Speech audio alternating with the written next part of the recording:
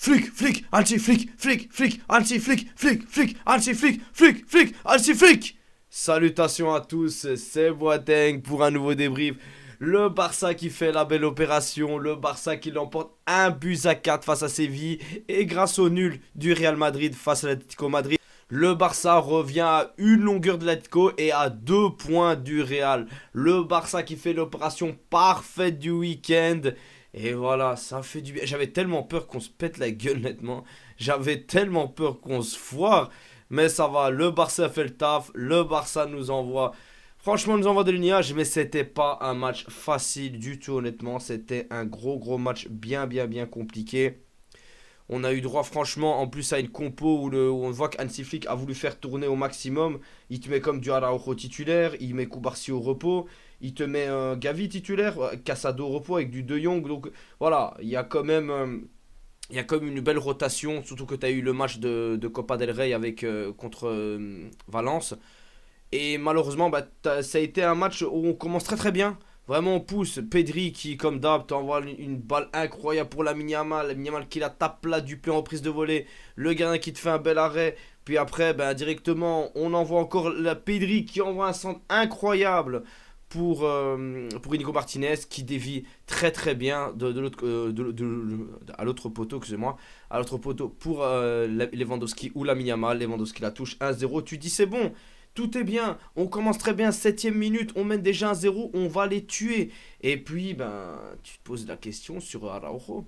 Araujo qui couvre le hors-jeu, directement passe en profondeur, il te couvre le hors-jeu. Ça joue sur un petit millimètre, mais il doit y avoir une meilleure organisation avec Inigo Martinez. Après, voilà, il faut pas oublier qu'Araujo revient de blessure, qu'il s'est pas réellement développé avec Inigo Martinez l'année passée. Tout comme avec Koubarsi, ça a pris longtemps, surtout qu'il a été énormément blessé. Donc il faut le temps qu'il puisse se remettre en jambes, mais Araujo, c'est clair que ça devient de plus en plus compliqué. Mais bon, on aurait pu s'attendre à pire, honnêtement. Le Barça a vraiment réagi très bien, même si j'ai trouvé qu'au niveau de l'arbitrage, ça a été exécrable, parce que t'as un moment, Saúl Ñíguez, il te charcle, mon ami. Araujo, il prend une bête jaune et il te le blesse, voilà. Et pendant tout le match, ça a été que ça. Nos joueurs se sont fait déchirer et il n'y a pas eu de réaction de l'arbitre. Il fallait qu'il y ait une réaction pour les joueurs du Barça pour après qu'ils réagissent sur les fautes, de Séville. Mais bon, le Barça en premier temps, dès qu'ils sont égalisés, tu comprends que ça devient très compliqué. C'est pas waouh du tout. Et Hansi Flick, il réagit très bien en même temps. C'est ce que j'aime chez ce coach. La réaction. C'est ça un vrai coach. On a dû passer par du Koeman, par du Quique Sétienne, par du Xavi, pour arriver à un coach qui, voilà, directement à la mi-temps, il fait ok, Gavi ça va pas trop, ou peut-être qu'il estimait qu'il avait une petite douleur. Ok, Gavi ça va pas trop, on change à la mi-temps, pas de problème, honnêtement, pas de problème. Il te fait monter Fermin qui te fait une montée incroyable, et le gars te marque à la 46e minute. Franchement, il y a que veut le peuple, ça a été incroyable. Mais Fermin, malheureusement, il prend une rouge qui est logique. Attention, elle est totalement logique, la rouge. Moi, je la donne, je suis désolé, je donne la carte. Mais c'est dommage parce qu'il te fait une super rentrée. Vraiment, il apporte énormément. Ça a tout changé. Ça avait changé tout le match en seconde mi-temps. Ce qui apporte après le goal de Rafinha. Et enfin, depuis le temps que je dis, les gars, tentez votre chance de loin. Les gars, tentez votre chance de loin. Enfin, tu tentes. Ça marque. Pedri, à chaque fois, il peut tenter de loin. Il tente pas. Bon, peu importe. Il te fait des passes incroyables. La maîtrise du jeu. T'as comme Foot Mercato qui a osé te le comparer à Joao Neves. Les Parisiens, s'il y en a qui regardent ou quoi, et qui osent me dire que Joao Neves est meilleur que Pedri, les gars, regardez juste les matchs du Barça et vous comprendrez. À un moment, il faut rendre à César ce qui est à César. Le gamin, c'est une machine de guerre. Il te perd aucun ballon. Il arrive à sortir de n'importe quel espace. Le glow-up qu'il a eu était déjà bon de base. C'était déjà incroyable. Mais là, c'est le meilleur milieu de terrain au monde. Il n'y a même pas de débat. Il n'y a même pas de débat, il te perd aucune balle, il est logique dans tous ses choix, il est incroyable. Une telle maîtrise, mais c'est une chance de fou de l'avoir. Faudrait un peu le ménager aussi, pas qu'il joue de trop, ce serait pas mal, tout comme Lamine Yamal. Parce que Lamine Yamal, eux, ils ont été assez malins, ils ont quand même mis 2 hommes sur lui pour essayer de le bloquer au maximum. Des fois, il y en avait 3, mais il a réussi à passer. Mais après, lui aussi, il s'est fait charcler plein de fois et l'arbitre n'a pas réagi. À un moment, t'as une faute juste devant la surface de séparation, enfin, juste devant le rectangle. Il siffle pas, et il dit se lever. Mais ouais, il y avait aussi les joueurs de Séville qui pleurnichaient pour un penalty qu'il n'y a pas du tout. Il doit mettre la carte pour simulation. Enfin, à un moment, voilà, l'arbitrage a un seul sens. Ça commence un peu à rendre fou. Surtout qu'à un moment, tu as une de ses blessures sur. Enfin, une de ses fautes sur Pedri, juste après celle de Fermin Lopez, ben, il donne rien. Parce que Fermin, il y a rouge. C'est triste pour lui, mais il y a rouge. Le pauvre, il a eu à peine le temps de jouer 16 minutes, il ramasse déjà une rouge, mais il y a rouge. Il n'y a pas de problème, celle-là, je l'accepte. Et ce qui est incroyable, c'est que tu as directement, tu as le temps de réaction et déjà la maîtrise. Après la rouge de Fermin Lopez, tu as la maîtrise du Barça. La même chose qu'on a pu voir contre le Real Madrid. Cette maîtrise que tu as du jeu, elle est incroyable, honnêtement. Elle est incroyable parce qu'on a senti un Barça tranquille, on a senti un Barça serein qui avait encore le contrôle de ballon, qui a su ralentir, qui a su faire gagner du temps quand il en fallait. Et ça qui est incroyable avec Hansi Flick, enfin l'équipe de Barça d'Hansi Flick, c'est que vraiment tu sens cette maîtrise, tu sens ce contrôle et tu sens qu'il n'y a pas de panique. C'est dommage qu'on n'ait pas pu jouer comme ça contre le Celta Vigo au lieu que tu menais 2-0. Mais tu vois ce Barça qui progresse. C'est ça qui est incroyable, ce Barça progresse petit à petit. C'est un match qu'on aurait pu perdre facilement en début de saison. Hein. On aurait pu perdre facilement des points. Non, le temps de réaction est nickel. Tu sens que la première mi-temps est compliquée. Pas grave, les changements sont bons. Et Efraim Lopez te fait une montée incroyable. Je suis désolé de revenir dessus. Mais le changement d'Efraim Lopez, il est nickel.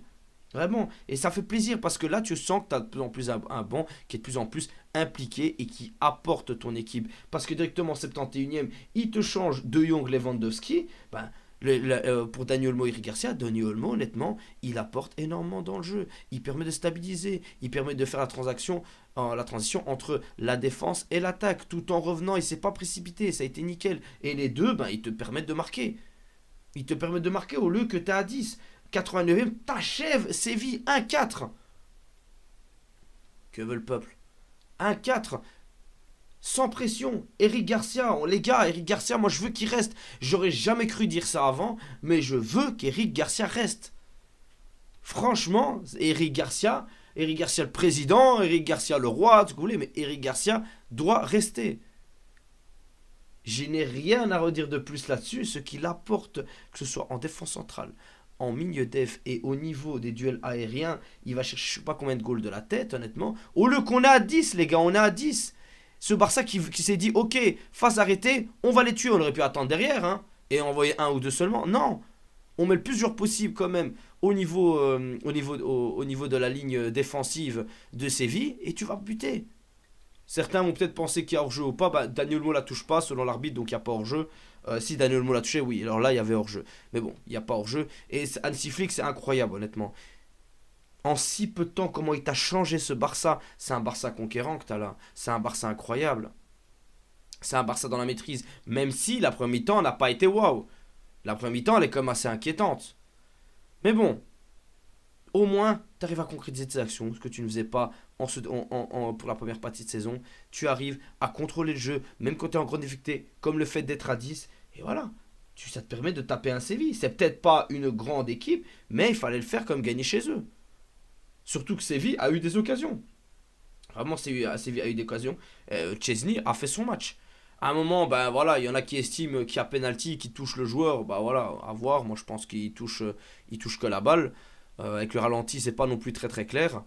Mais bon, on va pas s'en plaindre. Le Barça fait le taf. Le Barça revient à 2 points du Real Madrid, à 1 point de l'Atlético. L'Atlético, tu sais qu'ils vont perdre des points. Maintenant, tu dois continuer ce beau mois de février pour aller prendre le plus de points possible et ne perdre aucun point. Et le Real, tu vas devoir jouer le titre contre eux au Classico, à domicile. T'as toutes tes cartes en main.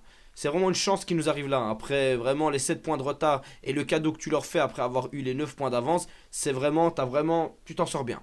Tu t'en sors très très bien. Voilà, tu t'en sors très bien. Mais là, Rafinha vous donne lui son ballon d'or, les gars. Il provoque, il est là. Et la passe D qui te met, mon ami. La passe D. Aïe, aïe, aïe, aïe, aïe, aïe, aïe, aïe, aïe. À qui tu veux parler? Avec qui tu veux parler, mon ami?